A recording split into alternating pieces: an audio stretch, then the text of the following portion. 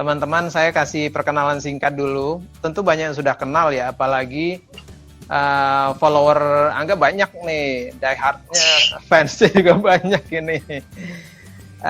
Jadi Angga ini menarik karena menurut saya tidak cuma sekedar menerima beasiswa di UK, di Edinburgh University, salah satu kampus terbaik di dunia. Tapi yang menarik adalah perjuangannya, perjuangan bagaimana dulu dari kecil, yang saya ingat waktu itu kata Angga beberapa kali nyaris putus sekolah, tapi kok ya bisa juga gitu lanjut sekolah, lanjut ke ITB, dari Boyolali ke ITB, lalu terbang ke UK. Nah, seperti biasa nih Angga, kita ngobrol-ngobrol di IG TV, IG Live Beasiswa 5 Benua ini sebetulnya berbagi semangat ya buat teman-teman yang pasti banyak pengen dapat beasiswa. Nah, beasiswa one thing ya untuk dapat beasiswa, tapi perjuangan untuk stay the course, untuk terus nggak menyerah dengan keadaan. Nah, itu yang kita pingin banyak ngobrol sama Angga. Nah, Angga ini disebut juga kalau di LinkedIn-nya ini Brand Product Marketing Strategist. Jadi udah kerja beberapa tahun di beberapa tempat. Terakhir ini sekarang di bibit.id ya, Angga ya? Ya, benar. Nah, sebelumnya pernah di Zenius, Sagara, pernah di UN juga teman-teman, di UK, pernah di Clue dan lain-lain. Sip, pertanyaan pertama buat Angga. Angga dan nyaris putus sekolah. Itu gimana ceritanya nggak? Nyaris putus sekolah, akhirnya masih terus sekolah gitu ya? Iya, jadi memang sering sekali sih udah dari kecil ya. Dari kan aku sempat cerita. Jadi waktu kami pindah di Jakarta. Jadi sebenarnya di Jakarta tuh cukup stabil gitu. Ayah waktu itu berjualan sebagai pedagang ayam goreng. Jadi ada satu tempat gitu ya. Beliau ada punya gerobak sendiri, mangkal gitu ya, jualan ayam goreng di sana. Sampai suatu ketika tempat tersebut digusur udah ceritanya. Padahal di situ waktu itu kami cukup stabil, maksudnya dalam artian bukannya berkelebihan ya, tapi ya makan cukup, sekolah cukup, teman baik gitu. Aku juga masih bisa beli mainan ya. Anak-anak kalau masih bisa beli mainan standarnya ya hidupnya enak lah ya udah ya. Terus makanannya enak-enak. Kemudian suatu ketika tempat tadi satu area itu digusur udah mau dijadiin taman ceritanya. Tempatnya ada di Ciracas, Jakarta Timur. Kemudian akhirnya ayah memutuskan untuk pindah ke kampung halaman, gorengan gitu. Dan itu keliling terus dari aku SD sampai aku lulus ITB udah. Jadi aku lulus ITB itu ibu masih kayak gitu. Bahkan kadang-kadang kalau misalkan ibu terlalu capek, ibu tuh jadi pembantu di rumah tetangga, di rumah teman-teman Angga sendiri. Kamu pernah jual gorengan juga nggak? Enggak, karena kan aku sekolah. Aku sekolah, jadi nggak pernah. Terus kemudian kondisi kayak gitu, teman-teman pada mulai ngejek-ngejekin kan anak-anak gitu kan. Ada juga yang makan kekerasan, maksudnya kayak misalkan main bola atau bolanya diarahin ke aku lah, karena aku paling kecil, secara badan tuh paling kecil juga. Terus macem-macem lah, terus dikata-katain, dijorokin, ya apapun lah pokoknya. Kemudian dari situ aku mikir, aku nggak mau satu sekolah sama mereka. Konsekuensinya, aku harus sekolah yang jauh di kabupaten, di Boyolali kota lah istilahnya. Dan aku maunya karena nilaiku alhamdulillah cukup bagus, aku juga ranking gitu ya. Akhirnya dapatlah sekolah yang cukup bagus, which is biayanya juga cukup tinggi jadinya. Nah dari situ awalnya nggak dibolehin karena nggak ada biaya, tapi nekat sempat diskusi panjang. Awalnya mau di sekolah yang di kecamatan gitu ya, karena aku nggak mau karena trauma sama teman-teman tadi yang banyak di sana. Kemudian akhirnya kampung halaman beliau di Boyolali, Jawa Tengah. Itu tuh cukup jauh, jadi dari kabupaten saja itu 15 km, jadi sekitar 1 jam lebih lah. Sampai sana, itu merupakan desa pengrajin, kalau mungkin di Jepara adalah kayu, nah di desa saya Tumang itu kerajinannya kayak ukiran, tembaga, kaligrafi, kuningan, dan sebagainya.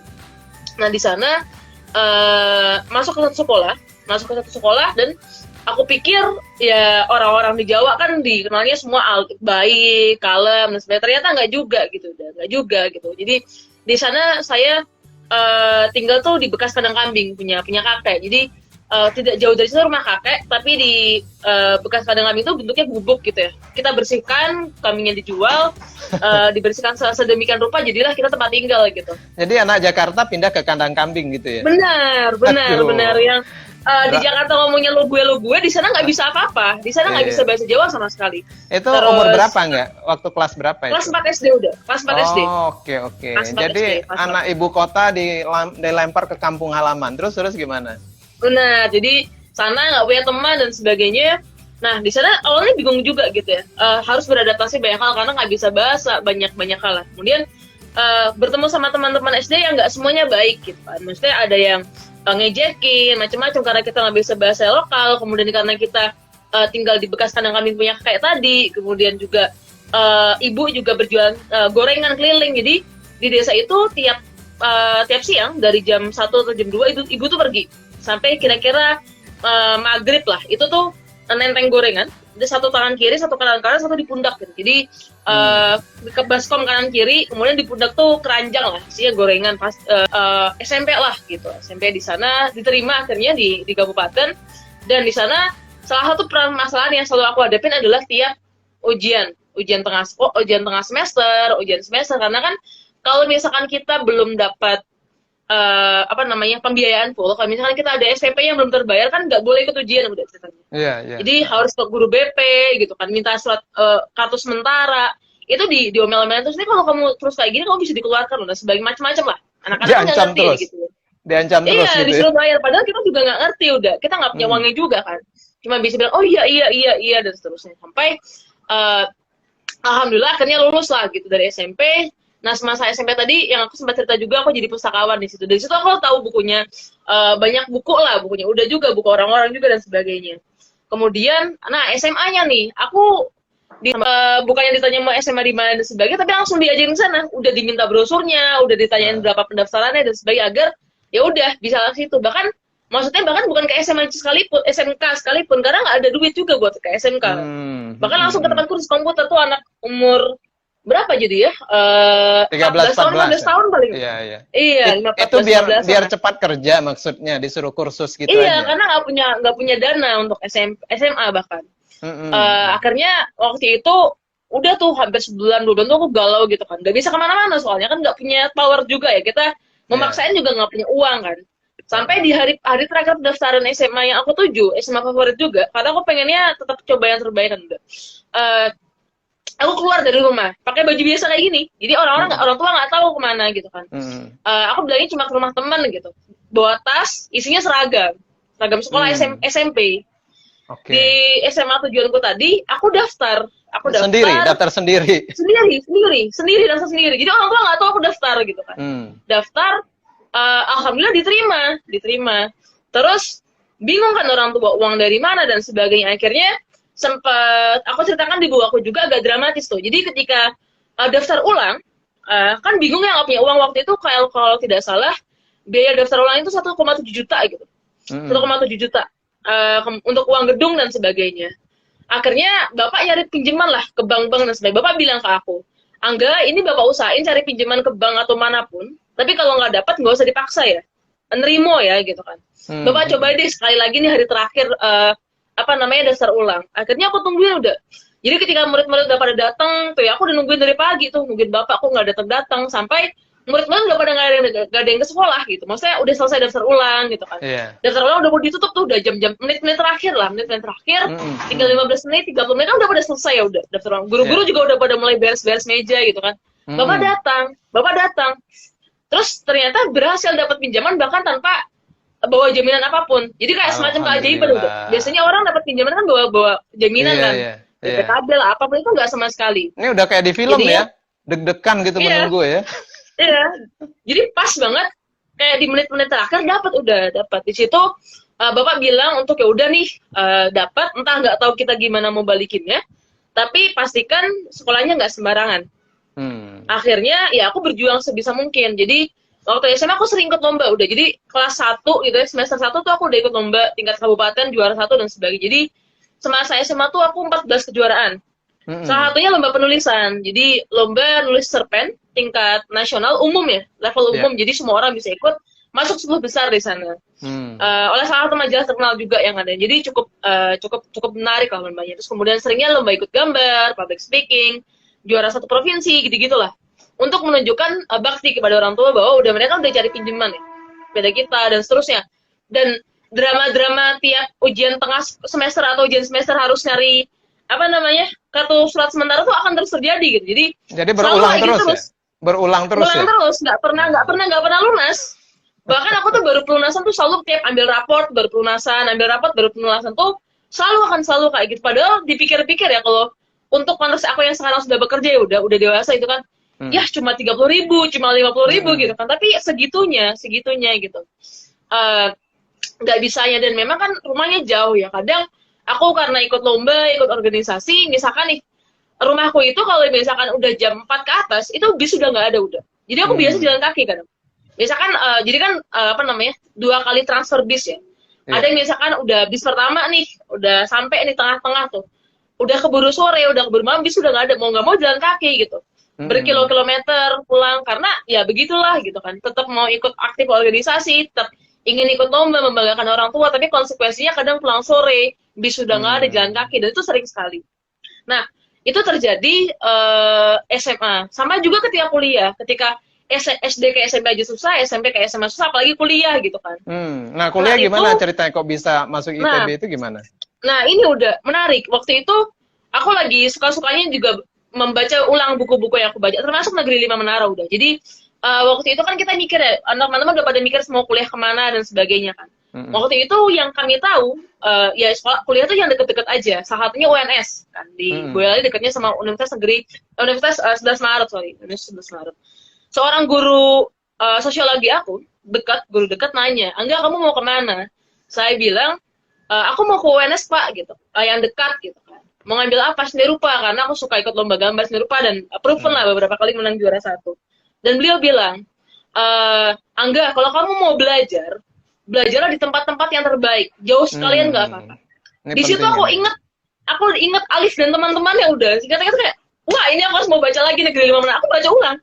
Jadi benar-benar baca ulang itu ya? Baca ulang kayak gimana sih, udah kayak kadang tuh kita lost butuh motivasi. Jadi seorang guru bilang, Angga kalau kamu mau belajar ke tempat terbaik, belajarlah jauh sekalian gitu kan. Di situ aku ngeliat, oh Alif tuh sampai ke Gontor, kemudian pengen ke tempat-tempat yang terbaik dan teman-temannya gitu kan. Di situ aku mikir, kenapa aku nggak bisa gitu ya? Kenapa aku sama-sama aja kayak yang lain gitu? Maksudnya udah kayak ya udah kampus-kampus yang dekat. Aku mau deh berjuang di atas rata-rata. Itu yang selalu aku pegang, berjuang di atas rata-rata. Akhirnya aku coba, meskipun nggak punya apa-apa. Jadi dari segi les, aku nggak les. Dari segi misalkan ikut tryout, uji coba, masuk kampus, itu aku cuma ikut sekali dan itu tiketnya dikasih sama teman. Jadi teman waktu itu nggak jadi bisa ikut, tiket 15.000 dikasih ke aku, karena aku nggak punya uang. Terus buat belajar SBMPTN, ujian masuk kampus, tuh aku belajar dari buku-buku loakan. Dan itu aku pelajarin terus, nggak ada bahan aku cuma belajar terus agar mikir, gimana caranya aku bisa masuk ITB. Ketika misalkan orang-orang mungkin belajar gitu SMA 8 Jakarta, SMA 3 Bandung dan sebagainya, mungkin mereka belajarnya juga giat. Pertanyaannya adalah gimana aku bisa mengungguli mereka in terms of struggle, in terms of effort, in terms of latihan dan sebagainya. Itulah yang aku pegang beneran gitu. Aku selalu mikir gimana aku berjuang di rata-rata, ketika orang belajar 4 jam, mungkin aku 8 jam dan seterusnya. Terus dari situ akhirnya keterima meskipun banyak orang yang menyaksikan gitu, karena nilai matematika aku nggak bagus. Nilai matematika aku tuh 3,75 udah ujian nasional. Karena aku banyak banget. Kok bisa lolos tuh, gimana ceritanya kalau gitu? Karena itu 3,75 tuh KKM minimal untuk lolos UN. Nilai bahasa Inggris aku tuh 6.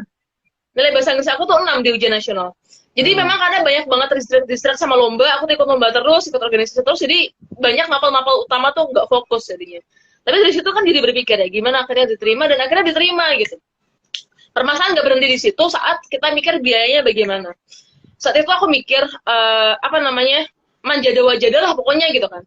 Sampai suatu ketika ada senior-senior dari Boyolali yang kuliah ke ITB datang tuh udah roadshow ke sekolah-sekolah gitu kan, ngenalin kampus. Nah mereka bilang di ITB itu banyak beasiswanya, ada beasiswa bidik misi salah satunya. Akhirnya aku coba apply, alhamdulillah diterima, jadi dapat beasiswa full kuliah di ITB, gitu ceritanya. Jadi apa yang teman-teman tanam dari zaman SMA itu bisa sangat bermanfaat nanti kalau mau mencari beasiswa. Nah selama di kuliah nih Angga, saya dengar Angga itu sampai bolak-balik ke luar negeri. Padahal nggak punya duit dari kampung, ngapain bolak-balik ke luar negeri? Iya. Iya. Boleh cerita. Itu tuh sebenarnya jujur aku ngelihat dari ceritanya Alif sudah. Ketika dia lagi ke Kanada itu kan, Kanada dan sebagainya, kok keren ya gitu kan, kok keren. Nah, Hal pertama yang aku lakukan ketika aku sampai Bandung, ketika aku dapat asrama sebagai penerima bidik misi, adalah aku beli peta dunia udah. Aku beli peta dunia. Hal pertama yang aku lakukan adalah aku beli peta dunia ceritanya. Di peta dunia aku lihat, jadi tiap bangun, tiap hari aku liatin, oh aku pokoknya mau keluar negeri gitu kan. Itu si Alif kuliah di Unpad bisa kemana-mana gitu kan. Wah aku mikir mau kayak gimana, karena kalau kita lihat novel lainnya, ya kayak misalkan Laskar Pelangi itu kan, si Ikal Semare kan nggak ditunjukin tuh ketika dia S1 di UI kan nggak kelihatan kan, tiba-tiba keluar luar negeri aja. Sementara kalau di Alif kan coba di-explore tuh kan, dia ikut unit kemahasiswaan yang apa namanya jurnalistik dan sebagainya. Nah, aku mikir, oh ini seru nih, ada referensi, dan itu sampai bisa keluar negeri berkali-kali ke Kanada dan sebagainya. Aku mikir bisa nggak ya gitu sebagai penerima beasiswa, bisa nggak ya walaupun aku bidik misi, walaupun saat itu makan tuh cuma sehari sekali beneran. Karena kurang kan, dan maksudnya FSRD itu fakultas aku tuh banyak banget kebutuhan-kebutuhannya, beli kertas, beli cat, dan sebenarnya mahal banget. Tapi aku mikir pokoknya gimana caranya nih, Quran Surat Al-Mulk 15 lah, Allah udah memudahkan bumi buat kita, bagaimana kita tinggal berkeliling gitu, menjelajah dan memakan sebagian dari rezekinya. Akhirnya pokoknya aku menarget pokoknya 5 kali keluar negeri gitu. Nah, dari situ aku mulai tuh aku belajar bahasa Inggris lagi dengan tadi ya, UN bahasa Inggris kok 6 gitu, aku mau belajar lagi, kemudian aku apa namanya nyari-nyari informasi gitu kan. Kalau aku lihat dari ceritanya Alif bagaimana dia coba cari-cari informasi kan, cari-cari informasi gitu, dan akhirnya aku juga lakuin hal yang sama gitu kan, cari-cari informasi ke International Relation Office ITB atau nyari-nyari di internet dan sebagainya. Kemudian di tingkat 2 sampai ke tingkat 3 akhirnya dapat satu persatu. Pertama waktu itu MUN, Model United Nations di NTU di Singapura udah. Jadi waktu itu dari awalnya nggak bisa bahasa Inggris, awalnya akhirnya bisa ke sana ikut MUN gitu ya.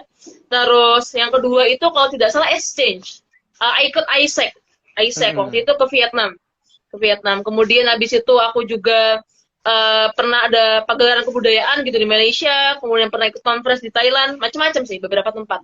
Intinya tercapai lah 5 negara gitu di tahun 2014. Pokoknya dari awal tahun sampai akhir tahun gitu.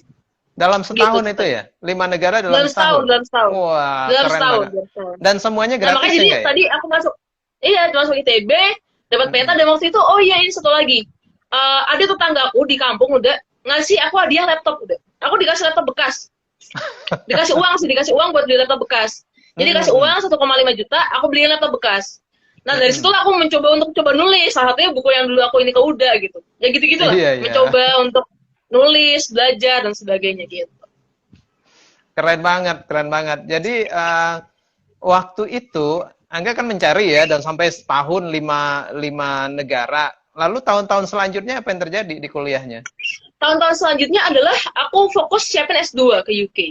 Jadi S2 itu udah disiapkan dari S1 ya? Sudah. Jadi sering banget ketika aku ditanya soal persiapan beasiswa, jangan nyiapin beasiswa ketika mau berangkat. Nyiapin ketika segera mungkin sebelum kita bakal lulus kuliah gitu kan. Jadi saat itu aku ikut organisasi, aku bikin komunitas, mengapali kegiatan-kegiatan di kampus dan sebagainya, tapi sambil nyiapin kuliah buat S2. Salah satunya waktu itu yang aku lakukan sebenarnya mulai dari ini udah download formulir pendaftaran LPDP. Nah, waktu itu kan lengkap ya, LPDP itu ada isian buat CV-nya ya, kayak misalkan paper, organisasi, apa-apa dan sebagainya. Misalkan aku coba penuhi satu persatu, misalkan paper. Oh, waktu itu aku belum pernah nulis paper udah. Kemudian aku mikir gimana ya biar kolom ini tuh nanti terisi, aku nggak mau kosong.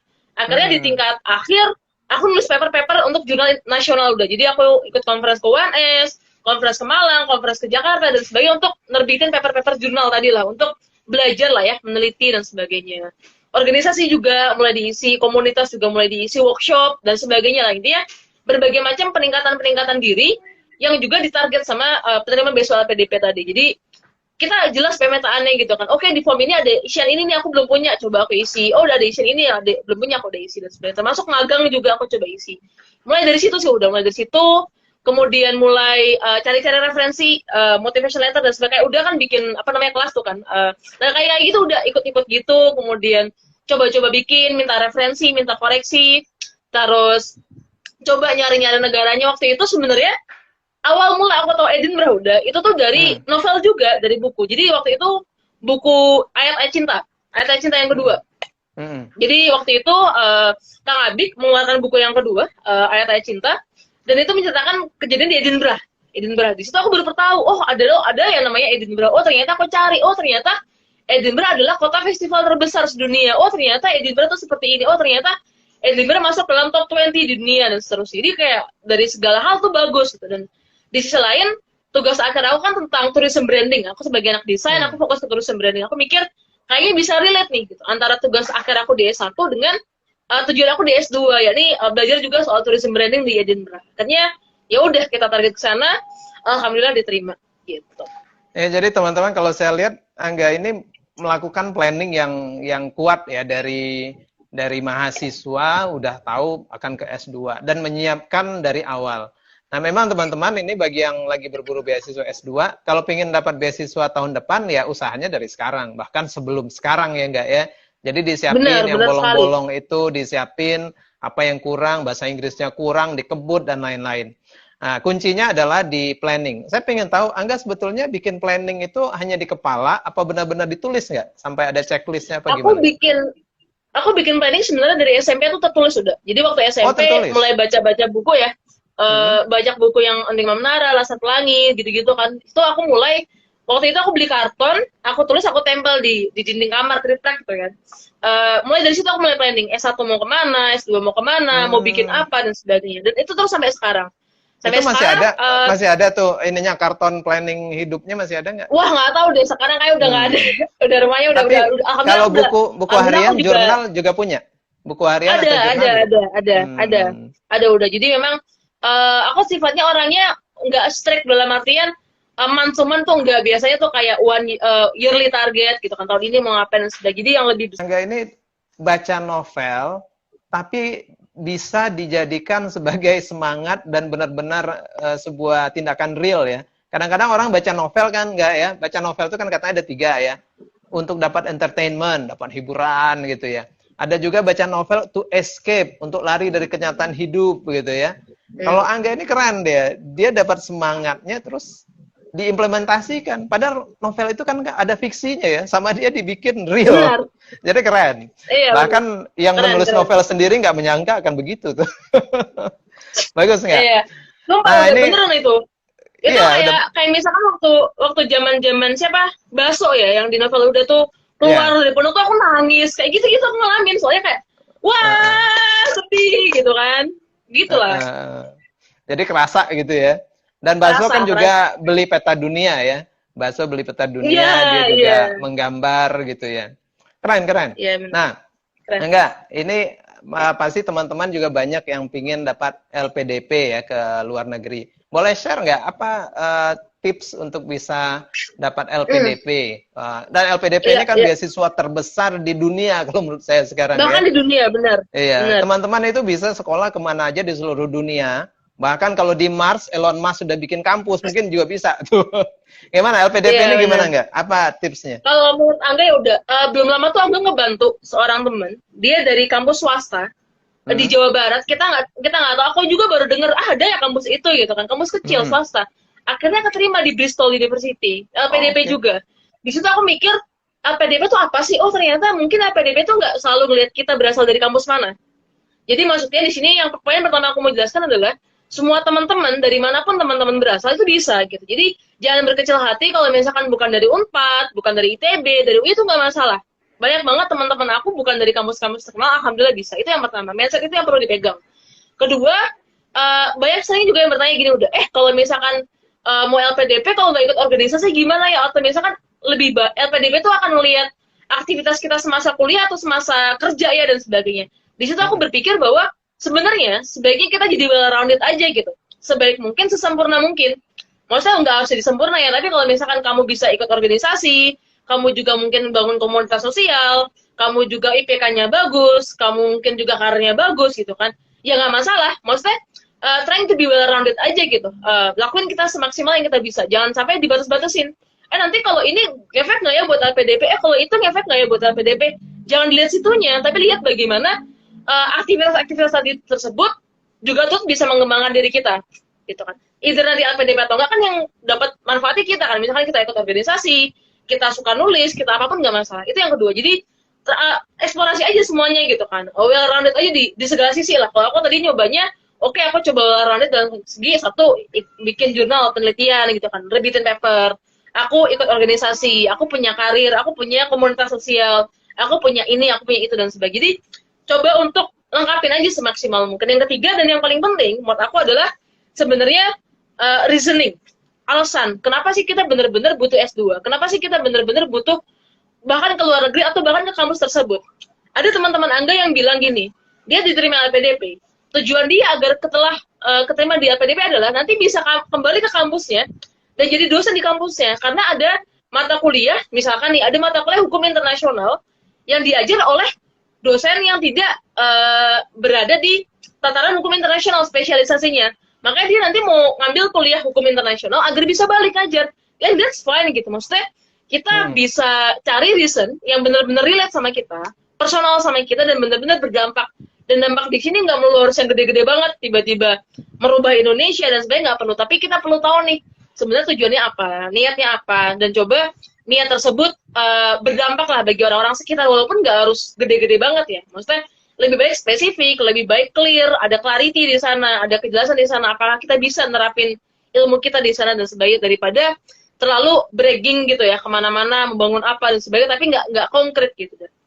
Angga, sebagai penutup ya, saya sampai sekarang masih bertanya-tanya sih sebetulnya, apa sebetulnya motor penggerak di dalam diri Angga sehingga bisa menembus semua halangan-halangan ini, apa yang menjadi pegangan sebetulnya? Ya. Sebenarnya momen ketika Angga mencari motivasi tersebut tuh ketika lulus SD udah. Jadi ketika di SD kan teman-teman Angga kayak gitu, pergaulannya juga sempit. Maksudnya kan cuma di lingkup desa ya, berapa banyak sih orang di desa gitu kan. Sampai akhirnya aku SMP ketemu sama teman-teman dari berbagai macam kecamatan gitu kan. Maksudnya udah mulai beragam, udah mulai ngeliat kabupaten gitu kan. Di situ aku mulai mencari sebenarnya apa sih yang aku kejar. Aku misalkan udah escape dari teman-teman tadi. Lantas apa sebenarnya next tuh apa gitu kan? Apakah aku cuma sekolah aja sama seperti teman-teman lain atau apa? Nah, saat itu momennya adalah ketika aku ke perpustakaan. Aku udah sempat cerita juga waktu itu. Jadi di perpustakaan aku SMP itu termasuk perpustakaan, dia pernah dapat penghargaan sebagai perpustakaan terbaik sekabupaten. Perpustakaan sekolah terbaik sekabupaten. Keren. Karena satu, siswanya boleh request buku apapun, seapapun itu, beneran bebas banget. Dan yang kedua adalah gurunya penjaga sekolah pustakawan itu sangat ramah, sangat bisa diajak diskusi dan sebagainya. Terus kemudian teman-temannya banyak banget yang mau minjem buku di sana, jadi sangat aktif gitu. Dan banyak sekali kegiatan-kegiatannya. Dan sisi lain ada guru-guru kayak misalkan guru bahasa Indonesia itu yang mau memberikan nilai tambahan buat teman-teman yang mau membuat resensi dari buku-buku yang mereka baca. Jadi banyak lah ekosistemnya terbangun, dari perpustakaannya bagus, gurunya suportif, kayak misalkan kita ngumpulin resensi nih, kita bisa dapat nilai tambah. Dan setelah di situ aku mulai baca buku udah. Jadi mulai dari waktu itu aku mulainya pertama dari tetralogi Laskar Pelangi, kemudian Harry Potter, kemudian Ayat Cinta, ceritanya Fahri ketika dia kuliah di Mesir dan sebagainya, sampai ke Negeri Lima Menara. Itu pokoknya dari buku-buku tersebut membuka pikiran udah. Ternyata dunia tuh luas. Ternyata ada luar negeri gitu kan. Karena belum kan waktu SD kan kita lihat, oh ya 7 keajaiban dunia gitu kan. Oh ya udah negara ASEAN kan cuma sebatas kata. Cuma kita nggak dapat konteks udah. Akhirnya dari buku-buku tersebut aku dapat konteks. Oh ternyata ada loh si Alif nih dari pedalaman Sumatera gitu ya, akhirnya bisa gitu ke Kanada kemana gitu. Oh ada nih ternyata si Ikal gitu dari pedalaman Bangka Belitung akhirnya juga bisa gitu. Oh ternyata seru ya gitu ketemu sama teman-teman dari berbagai negara seperti Harry dan teman-teman yang di Hogwarts gitu kan. Oh ternyata bisa ya, seru banget kayak Fahri gitu ya, berkehidupan dengan mahasiswa-mahasiswa Indonesia yang ada di Mesir gitu. Di situ aku kan terbuka, oh ternyata dunia itu luas gitu. Dan dari situ jadi motor penggerak pertama tuh di situ sebenarnya, karena mungkin sebelumnya tuh lingkungannya tuh sangat sempit, kecil gitu kan. Ternyata dunia tuh luas, dan di situ jadi dorongan pertama. Oh aku mau coba deh, kayaknya bisa karena ada inspirasinya. Karena ada best practice-nya yang ditunjukkan sama Alif, best practice ditunjukkan sama Ikal dan seterusnya. Oh ternyata bisa. Akhirnya dicoba gitu, dipaksa buat coba. Ya alhamdulillah ternyata terbukti kan. Pelan-pelan akhirnya jadi makin bersemangat sampai sekarang. Boosternya tuh buku sih udah, kalau mau dibilang ya. Buku-buku yang aku baca semasa SMP, perpustakaan SMP. Ya teman-teman, kalau kita summary ya dari ngobrol kita ini, Angga ini motornya adalah buku teman-teman. Jadi bacalah buku-buku yang baik, ambil energinya, aplikasikan, lalu cita-cita kemudian divisualisasikan kalau menurut saya Angga perjuangannya, dan punya plan. Nah mudah-mudahan teman-teman yang sedang berjuang mencari beasiswa, insya Allah juga akan tercapai. Jangan lupa Amin, berdoa, amin. berusaha, menjada wajada. Baik Angga, semoga lain kali kita Siap, ketemu udah. lagi di acara yang lain. Siap.